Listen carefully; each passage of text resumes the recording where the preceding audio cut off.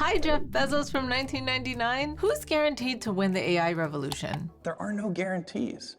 It's very, very hard to predict. If you go back and look at the companies created by the PC revolution, in 1980, you probably wouldn't have predicted the 5 winners. So this space is a little different, and brand name may mean more, and there's some increasing returns kinds of things may mean more. But I believe that if you can focus obsessively enough on customer experience, selection, ease of use, low prices, more information to make purchase decisions with.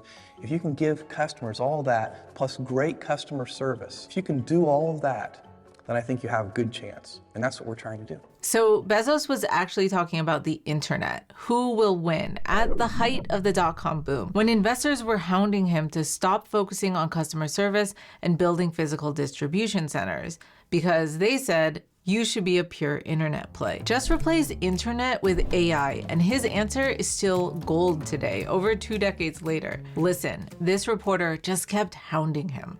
You're not really a pure internet company anymore either, are you? I mean, you've got millions of square feet now of real estate. You've got a huge and growing inventory of items. It allows us to get product close to customers so that we can ship it to customers in a very timely way, which improves customer service levels. That's what we're about. If there's one thing Amazon.com is about, it's obsessive attention to the customer experience, end to end. And that's what those distribution centers. But you're not a pure internet play. It doesn't matter to me whether we're a pure internet play. What matters to me is do we provide the best customer service.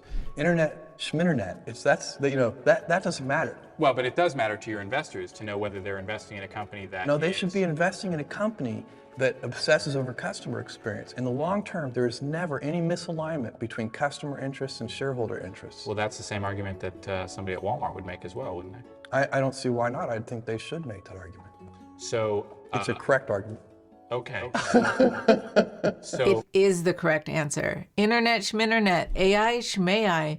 We see the same attempts at a pure AI play today, where all these companies are adding hodgepodge AI features, but their actual products are lacking. I blurred out the name here of this delivery company, but it's an example of an AI chatbot fail. Companies are spending a lot of time adding AI features, and oftentimes it's instead of focusing on their customers' actual problems. Amazon.com uses the internet to create real value for its customers. Bezos wrote this in Amazon's very first public shareholder letter in 1997. The internet is just a tool, it's not the focus.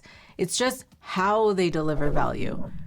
AI is just a new tool, but people again think it's the focus and they forget about the customer. I'll leave you with a Bezos quote from his 1999 shareholder letter, the same year as this interview, and the exact same thing the AI companies should focus on today. We will listen to customers, invent on their behalf, and personalize the store or your product for each of them, all while working hard to continue to earn their trust.